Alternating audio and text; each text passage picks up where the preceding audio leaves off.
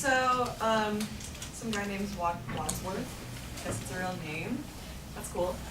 He said a quote, said, "By the time a man realizes that maybe his father was right, he usually has a son who thinks he's wrong."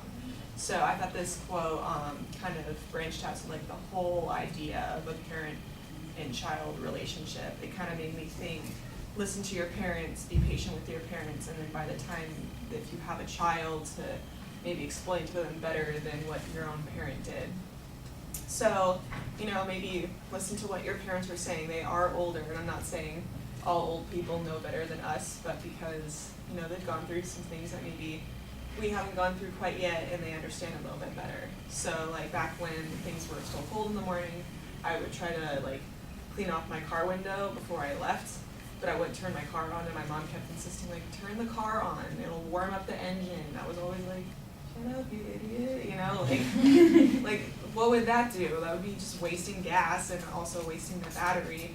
And then I realized after I would clean up my car window and it'd be so cold out, I'd turn on my car, but the little, forget what it's called, it would be on 0. So when I tried to move the car, the engine wouldn't be able to work because it wasn't warmed up yet. So I had to kind of, never told my mom that she was right, but I kind of knew, yeah, turn on the car next time. She kind of knew that better than me. Be patient with your parents as well.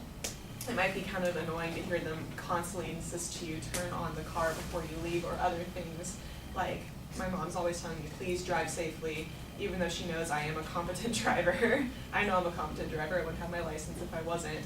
But be patient with them because they look out for you. And even if it's not them insisting that you don't know what you're doing, it's them going out of their way to even say, just as a gesture, to know that they still care about you, and not, even though they trust you, they want you to still know that they're here for you.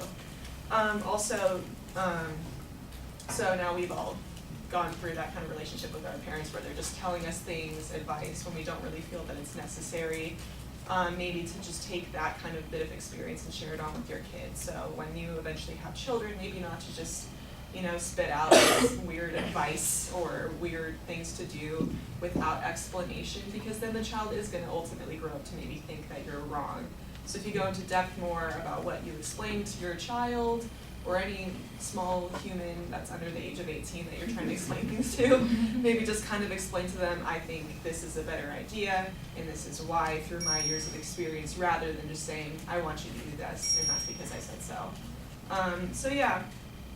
The quote, "By the time a man realizes that his father was right, he usually has a son who thinks he's wrong," that kind of made me think the fact that parents give us advice, and sometimes we don't want to listen to it, but maybe we should kind of push our pride aside and listen, because parents are a little bit more experienced than we are. They're a little bit older.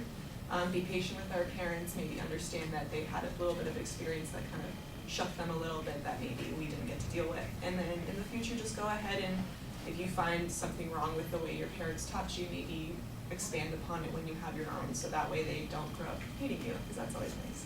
But yeah, that's it. Thank you.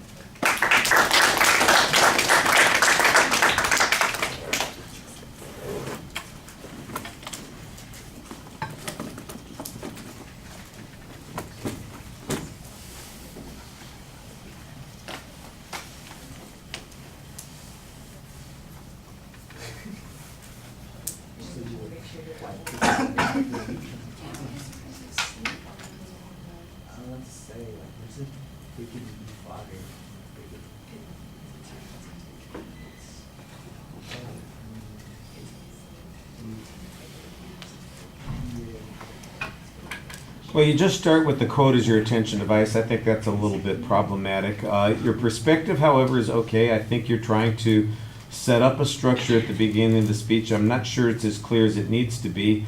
At the end of the speech, though, when you're doing your summary, it was a little bit clearer, so you're sort of rescuing the speech from some of the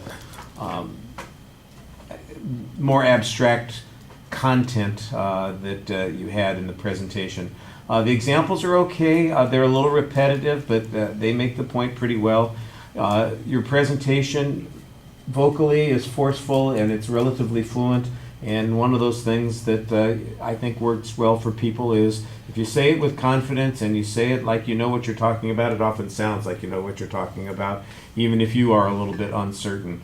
You do tend to look around a little bit more than, it didn't feel much like it was audience contact so much as it was scanning. And it was, you're just sort of looking up and your eyes are moving around and you're not really engaging people very much. So that's probably a timing issue. It probably needs to spend a little bit more time in various parts of the room when you're looking up so that it feels like you're more engaged. Like I said, I think the vocal presentation helps quite a bit. Your facial expressions also help because they suggest that you are kind of engaged with what you're talking about and enjoying the moment and thinking about it, and you smile at a reference or a joke that you're making, and everybody else is kind of reacting to that. So that part helps quite a bit. In other words, that helps the engagement a lot more than the eye contact, which I said before seemed a little bit furtive.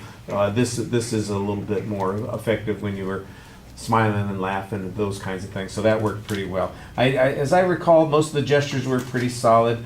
And like I said at the end, I thought the summary helps you kind of rescue the structure. I think there is a structure there, but it wasn't as clear when you were speaking as it was at the beginning and at the end. All right, thank you.